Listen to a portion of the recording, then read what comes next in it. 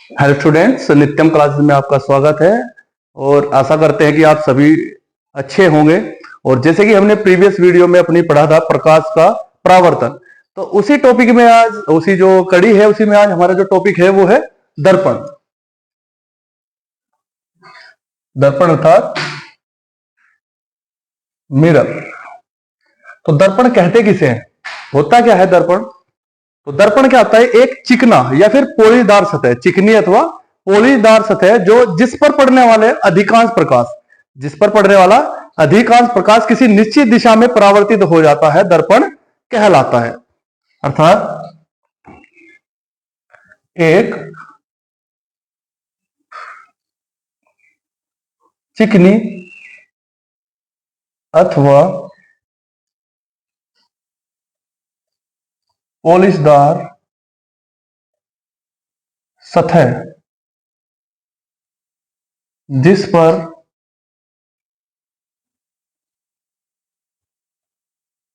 पड़ने वाले प्रकाश का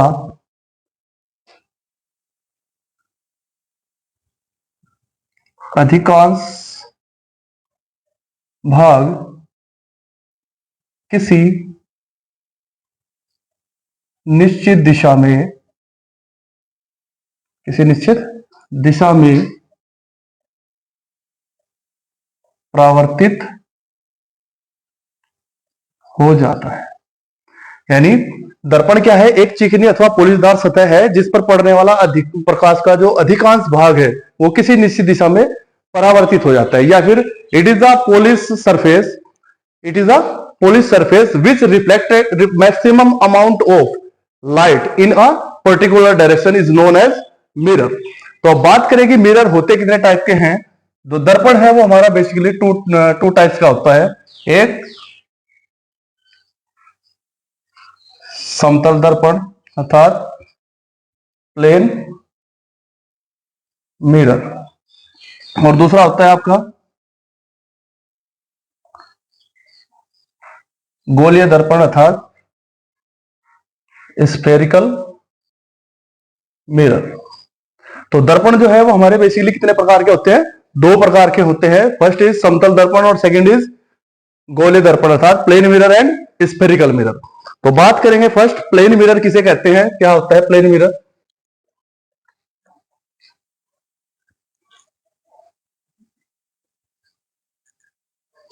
तो जो हमारा टॉपिक है वो क्या है? समतल दर्पण अर्थात प्लेन मिरर। तो प्लेन मिरर कहते किसे हैं? कांच का एक सतह, यानी एक समतल सतह, कांच की एक समतल सतह जिसका एक तल परावर्तक होता है और दूसरा क्या होता है? कलई होता है अर्थात पॉलिश होता है। जिसका एक सतह परावर्तक तल होता है और दूसरा यानी परावर्तक होती है और दूसरी क्या होती है? कलई होती है। क्या कहलाता है? समतल दर्पण। यानी कांच की एक समतल सतह जिसका एक तल परावर्तक तथा दूसरा कलई, कलई अथवा पेंट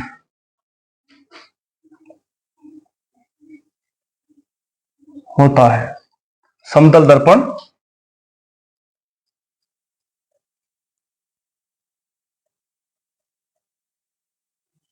कहलाता है। यानी कांच की एक समतल सतह है जिसका एक तल क्या होता है? परावर्तक होता है और दूसरे पर क्या होता है? कलई यानी पेंट होता है, वो क्या कहलाता है? समतल दर्पण। अब बात करें कि समतल दर्पण से प्रतिबिंब कैसे बनता है। मान लीजिए ये हमारा कोई एक समतल दर्पण है M1 M2, इसके सामने कोई ऑब्जेक्ट है आपका AB, कोई ऑब्जेक्ट रखा है AB, तो इसकी इमेज इसमें कैसे फॉर्म होगी? मान लीजिए जो परपेंडिकुलरली इंसिडेंट होती है, जो लाइट, मान लीजिए एक लाइट क्या होगी, यहां से क्या होगी, बी में एक परपेंडिकुलरली इंसिडेंट होगा। तो जब परपेंडिकुलरली इंसिडेंट होगा, जैसे कि हमने कल पढ़ा था, अगर कोई भी रेज क्या होती है, लाइट की रेज परपेंडिकुलरली इंसिडेंट होती है तो वापस उसी मार्ग पर लौट आती है, तो वापस सेम डायरेक्शन में रिफ्लेक्ट होगी। और एक रूल होता है कि अगर जिस, मान लीजिए ये इसकी क्या है, प्रिंसिपल एक्सिस है, इस पर जिस एंगल पे वो इंसिडेंट होगी वो उसी एंगल पे क्या होगी, रिफ्लेक्ट होगी, उसी एंगल पे क्या होगी, रिफ्लेक्ट होगी। अब बात करें अगर मैं इस रेज को बैक प्रोड्यूस करता हूं, और ये वाली है इसको भी क्या करता हूं, बैक प्रोड्यूस करता हूं, तो ये जिस पॉइंट पे मीट करेंगे वहीं पे हमारा क्या होगा, इस ऑब्जेक्ट की होगी इमेज। तो इसकी यहां पे ए डैश और बी डैश क्या होगी, इसकी इमेज होगी। मान लीजिए क्या है, ए बी क्या है, ऑब्जेक्ट है जिससे चलने वाली जो लाइट है वो क्या पड़ती है, मिरर पे पड़ती है, यानी इसे समतल दर्पण पे पड़ती है, और यहां से क्या होती है, वो परावर्तित होती है, रिफ्लेक्ट होती है। तो रिफ्लेक्ट यानी अगर जो परपेंडिकुलरली इंसिडेंट होगी वो सेम डायरेक्शन में रिफ्लेक्ट होगी, और अगर जो किसी भी एंगल, यानी मान लीजिए यहाँ पे जो है ये इस पर इंसिडेंट होती है प्रिंसिपल एक्सिस के साथ किसी भी एंगल पर, तो वो उसी एंगल पे क्या होगी, रिफ्लेक्ट होगी, यानी परावर्तित होगी। अब देखो ये यहाँ पे कहीं भी नहीं मिलती, दैट मीन्स एक्चुअल में मीट नहीं कर रही है। अगर मैं इनको बैक प्रोड्यूस करता हूं तो बैक प्रोड्यूस पे ये अपीयर होती है, that means it is appear from the this point B dash. तो यही बी क्या कहलाएगा इसका, यानी यहाँ पे ए बी अगर ऑब्जेक्ट है तो ये ए डैश बी डैश क्या कहलाएगा, इसका प्रतिबिंब कहलाएगा। तो अब बात करें इसके प्रतिबिंब की प्रकृति के बारे में कि प्रकृति कैसी होगी, समतल दर्पण से बने प्रतिबिंब की प्रकृति कैसी होगी। तो फर्स्ट बात करें कि यहां से अभी जैसे हमने पता लगाया कि फर्स्ट अपीयर कर रही है यहां से, अब की कम यानी आती प्रतीत होती है, तो आती प्रतीत होती है तो यहां पर प्रतिबिंब कैसा बनेगा, आभासी, यानी समतल दर्पण से बना प्रतिबिंब कैसा होता है, आभासी। और आभासी प्रतिबिंब सदैव कैसा बनता है, सीधा, आभासी सीधा। और आभासी सीधा है, और यहां पर देखते हैं ये प्रिंसिपल एक्सिस के जो पैरेलली इंसिडेंट होती है इसी को हमने बैक प्रोड्यूस किया, तो दैट मींस ये साइज क्या है, इसका सेम है, तो यानी समान आकार। तो यहां से हमने देखा कि जो समतल दर्पण है, समतल दर्पण से बना प्रतिबिंब कैसा होता है, सदैव आभासी सीधा और वस्तु के समान होता है, सीधा आभासी और वस्तु के समान होता है। और सेकंड थिंग ये है कि वस्तु दर्पण से जितनी डिस्टेंस पे होगी, यानी वस्तु दर्पण से जितने दूर होगी, प्रतिबिंब भी दर्पण के पीछे उतनी ही दूरी पर बनता है, प्रतिबिंब भी दर्पण से उतनी ही दूरी पर बनता है, यानी यहां से दर्पण से वस्तु की दूरी भी उतनी ही होगी और वस्तु से प्रतिबिंब की दूरी भी उतनी ही होगी। अर्थात वस्तु दर्पण के सामने जितनी दूरी पर होती है, प्रतिबिंब भी दर्पण से उतनी ही दूर पीछे बनता है। तो यहां से हमने क्या बात देखी, एक तो पता लगा कि हमें जो आभासी प्रतिबिंब बनता है समतल दर्पण से वो कैसा होता है, सीधा और वस्तु के समान होता है। और दूसरी क्या देखी थी हमने कि जो जितनी वस्तु यहां से जितनी दूर होगी, प्रतिबिंब भी उतनी ही दूर होगा। और थर्ड बात करें यहां से, अगर मुझे किसी भी समतल दर्पण में, समतल दर्पण अपना पूर्ण प्रतिबिंब अगर बनाना है, यानी अगर मुझे किसी समतल दर्पण में अपना पूर्ण प्रतिबिंब देखना है तो उस समतल दर्पण का आकार होना क्या चाहिए, तो यहां से जो है पूर्ण प्रतिबिंब देखने के लिए, पूर्ण प्रतिबिंब देखने के लिए समतल दर्पण का आकार कम से कम वस्तु का, या फिर कह सकते हैं कि वस्तु की ऊंचाई का, वस्तु की ऊंचाई का आधा होना चाहिए। यानी अगर मुझे मान लीजिए मेरी अगर हाइट 6 फीट है और मुझे अपना पूर्ण प्रतिबिंब किसी समतल दर्पण में देखना है, अगर मुझे अपना पूर्ण प्रतिबिंब किसी समतल दर्पण में देखना है तो समतल दर्पण का साइज कम से कम क्या होना चाहिए, मेरी हाइट का हाफ होना चाहिए, अर्थात वो कम से कम 3 फीट का होना चाहिए। अब बात करें नेक्स्ट पॉइंट की, तो नेक्स्ट जो समतल दर्पण से बना प्रतिबिंब होता है, समतल दर्पण से बना प्रतिबिंब पार्श्विक उल्टा होता है। पार्श्विक उल्टा किसे कहते हैं, यानी पार्श्विक उल्टा, जैसे मान लीजिए अगर आप एक मिरर के फ्रंट में सीधे खड़े हो, तो जैसे ही अगर आप राइट हैंड रेज करेंगे तो मिरर में क्या होता है, वो लेफ्ट इंक्रीज होगा, यानी मिरर का क्या हो जाएगा, वो लेफ्ट। और जैसे ही आप राइट इंक्रीज करेंगे, और सॉरी, जैसे कि राइट इंक्रीज करेंगे तो मिरर में लेफ्ट हो जाएगा, और लेफ्ट इंक्रीज करेंगे तो मिरर में राइट हो जाएगा, यानी लेफ्ट साइड जो होगा वो मिरर में राइट हो जाएगा, और जो राइट साइड होगा वो मिरर में क्या हो जाएगा, लेफ्ट हो जाएगा। ठीक है, तो यानी इस प्रकार जो हमारा बना प्रतिबिंब होता है वो कैसा होता है, हमेशा पार्श्विक उल्टा होता है। अब बात करें नेक्स्ट गोलीय दर्पण की,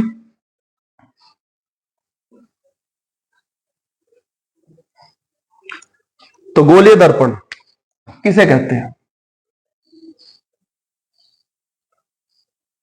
यानी स्फेरिकल मिरर, स्फेरिकल मिरर तो किसे कहते हैं गोलीय दर्पण। तो गोलीय दर्पण जो होते हैं बेसिकली वो किसी कांच के खोखले गोले से काटे जाते हैं। कहां से काटे जाते हैं, कांच के खोखले गोले से। तो गोलीय दर्पण क्या होते हैं, कांच के खोखले गोले के कटे हुए भाग, कांच के खोखले गोले के कटे हुए भाग जिनका एक तल परावर्तक तथा दूसरे पर क्या होती है, कलई यानी पेंट होता है। ठीक है, तो ये क्या होते हैं, कांच के खोखले गोले के कटे हुए भाग जिनका एक तल परावर्तक तथा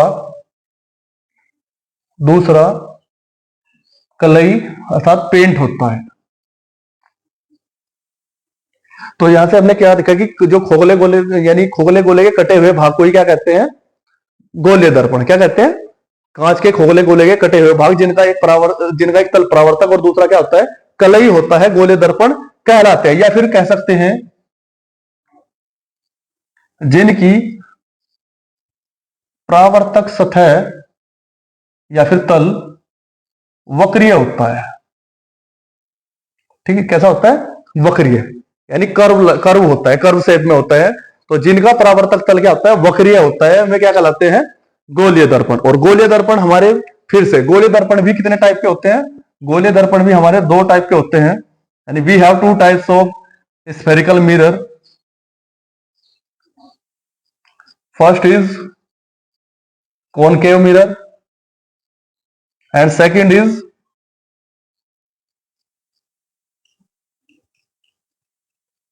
कॉन्वेक्स मिरर।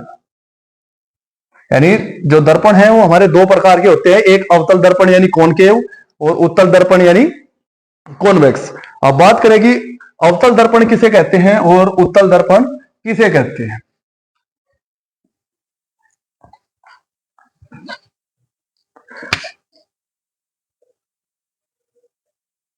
अवतल दर्पण, कॉनकेव मिरर। तो अवतल दर्पण किसे कहते हैं, तो अभी हमने पढ़ा था कि जो गोले दर्पण होते हैं वो किसी खोखले गोले का पार्ट होते हैं।